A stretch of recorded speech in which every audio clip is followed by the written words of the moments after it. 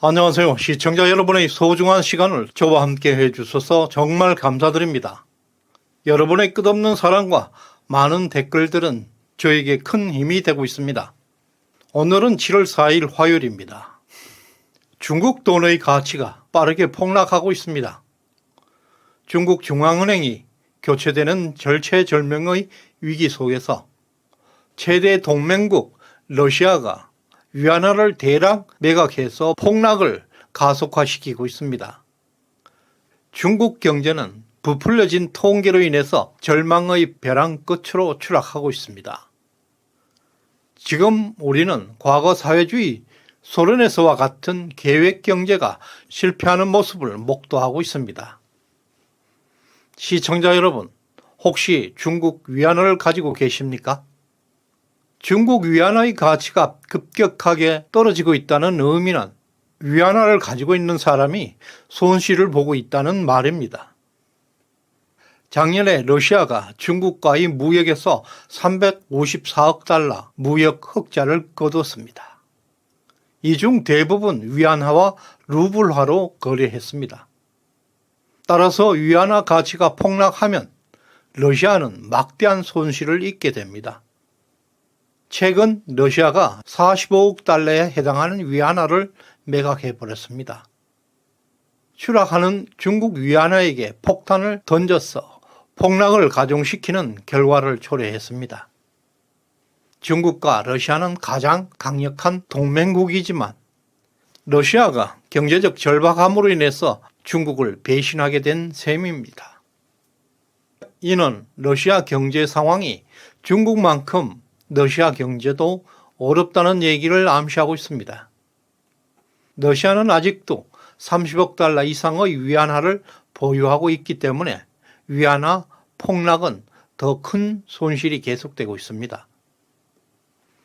이와 같이 중국 위안화의 가치가 폭락하면 위안화를 가진 나라들은 큰 손해를 보게 됩니다. 중국은 오래전부터 위안화를 국제통화로 만들기 위한 노력을 해왔습니다. 그런 중국의 노력에 동조했던 국가들은 지금 엄청난 손실을 입고 있습니다. 특히 원유, 가스 등 에너지 대금을 위안화로 받은 사우디아라비아, UAE, 러시아 등과 원자재를 중국에 수출하고 대금을 위안화로 받은 브라질, 아르헨티나 등은 중국 위안화 폭락으로 인해서 엄청난 손실은 물론 설상가상으로 경제 위기에 직면할 수도 있습니다.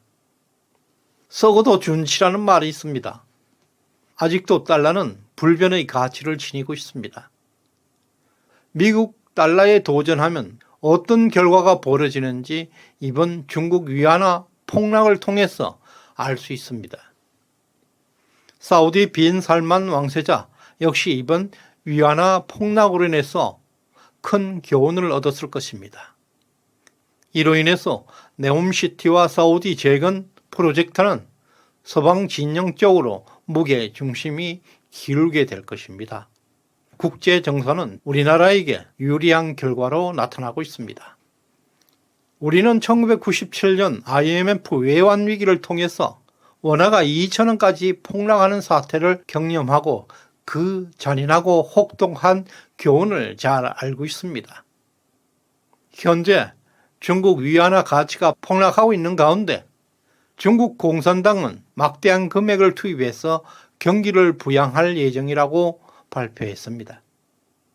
만약 경기 부양을 위해서 추가로 위안화를 풀게 될 경우 중국 위안화는 휴지가 될 것입니다. 반면에 추가로 돈을 풀지 않아서 경기 부양을 하지 못하면 경제가 출항해서 중국은 지금 진퇴양난 속에 있습니다. 중국 당국은 급기야 중앙은행까지 교체하고 위안화 추락을 막기 위해서 외환 보유고 달러를 쏟아 부어서 자본 이탈을 막아야 할 실정입니다. 중국은 이미 2014년부터 자본 유출이 계속되어 왔습니다.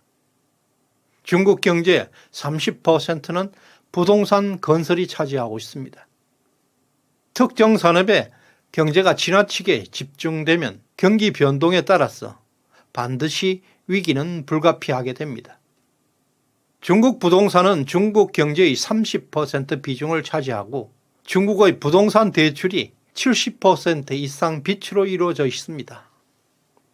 따라서 중국 부동산 대출은 중국 경제의 절대적 내관이 되고 있습니다. 미국과 중국의 금리 차이는 2% 이상입니다. 그럼에도 중국은 금리를 올릴 수 없는 절박한 상황에 있습니다. 그런 측면에서 대한민국 경제는 세계에서 가장 안정적인 경제 구조를 가지고 있습니다. 우리나라 최대 수출 업종은 반도체 산업입니다. 그러나 반도체 수출이 1년 넘게 30% 이상 감소하고 있어도 한국 경제는 비틀거리지 않습니다. 우리 경제에서 반도체 비중이 고작 6 내지 7%에 불과하기 때문입니다. 이것은 박정희가 만들어 놓은 우리 경제의 축복입니다. 중국은 오래전부터 위안화를 세계 결제 통화, 즉 기축 통화를 만들기 위해서 엄청난 노력을 해왔습니다. 그러나 2022년 12월 현재 한국의 기획재정부 발표에 따르면 세계 결제 비중은 미국 달러가 44% 가장 높고 그 뒤를 이어서 유로가 16%, 일본 엔화가 9%, 영국 파운드화가 7%를 차지하고 있습니다. 그리고 중국 위안화는 4%, 한국의 원화는 1%. 그럼에도 불구하고 중국은 여전히 5위에 랭크되어 미미한 수준입니다. 지난달 중국의 청년 실업률은 무려 20.8%까지 급증했고 부동산 시장은 붕괴 위기에 처해 있습니다. 더 나아가서 전기차 업체들의 줄도산 등으로 인해서 중국의 실물 경제는 전반적으로 붕괴 위기에 처하고 있습니다. 그뿐 아니라 부동산 대출의 불실 등으로 금융시장 역시 악화되어 왔고 위안화 폭락 사태까지 겹쳐서 중국 화폐 시장도 현재 암흑의 터널을 달려가고 있습니다.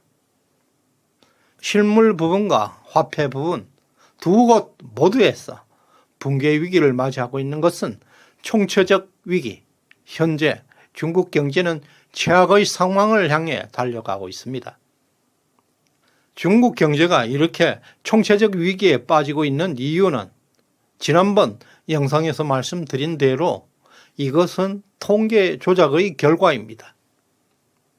계획 경제를 실시하는 나라에서 통계 조작이 발생하게 되면 반드시 국가 경영은 불능 상태에 빠지게 됩니다. 조작된 통계는 잘못된 계획을 수립하게 되고 잘못된 계획은 잘못된 결과를 초래하게 됩니다. 이것이 바로 계산 논쟁입니다. 이미 100년 전에 하이에크는 소련 사회주의 멸망을 예견한 바 있습니다. 이제 우리는 중국에서 또 한 번 사회주의 멸망을 지켜보고 있습니다. 중요한 것은 중국의 경제 몰락이 가져올 경제 파급 효과입니다. 이에 대해서 시청자 여러분의 소중한 의견을 댓글로 많이 남겨주면 감사하겠습니다. 시청해 주셔서 감사드립니다.